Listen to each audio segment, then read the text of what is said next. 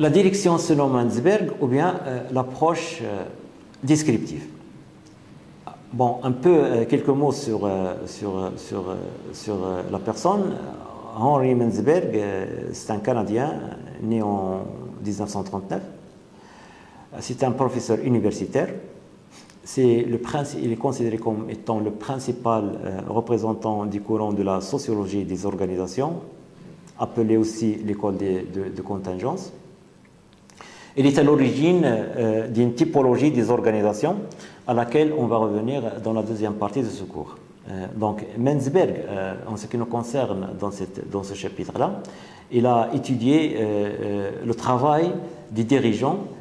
Il a un peu suivi quotidiennement ce qu'un dirigeant fait dans son travail, ce qui lui a permis par la suite de remettre en cause un peu le caractère normatif du principe de Fayol.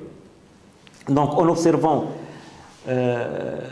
quotidiennement le travail de plusieurs dirigeants, Mansberg constate que les 4 activités principales définies par Fayol, à savoir planifier, organiser, coordonner et contrôler, ne sont que rarement exécutées dans la réalité quotidienne du travail des cadres.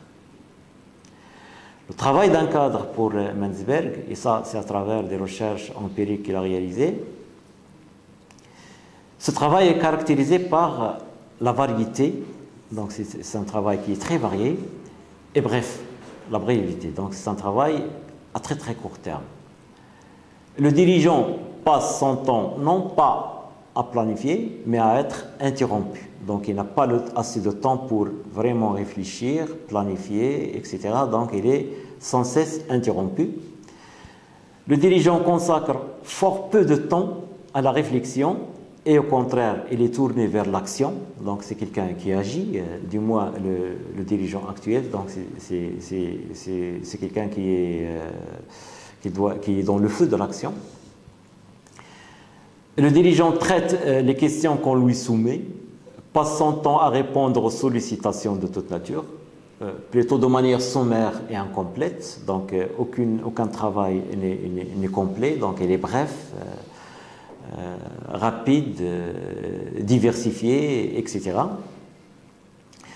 Le manager ne travaille pas à partir d'informations synthétiques et formalisées, donc il n'attend pas à ce que les informations synthétiques lui arrivent. Simon d'ailleurs parle de la rationalité limitée, donc une fois qu'il a quelques éléments, il prend la décision. Il privilégie les contacts personnels, les réunions de travail, l'écoute. Il utilise davantage la communication orale qu'écrite. Parfois, le dirigeant actuel règle ses problèmes dans le parking, dans les salles de réunion rapidement. Le manager prend aussi en charge des tâches répétitives. Donc là aussi, il y a des tâches répétitives qui concernent le travail des managers. En somme, pour Mansberg, diriger, c'est avant tout décider. Donc il y a un travail de décision qui l'emporte sur les autres fonctions désignées par Fayol. Il décide. Il décide en tant qu'entrepreneur, donc il doit proposer des innovations. Et à tout temps, il pense à des projets, il discute des projets, et il prend quelques-uns et laisse tomber les autres, et ainsi de suite.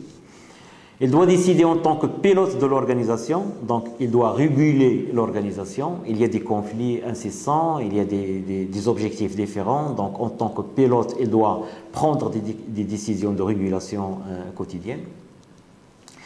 Il doit décider aussi en tant qu'organisateur, donc il doit allouer les ressources.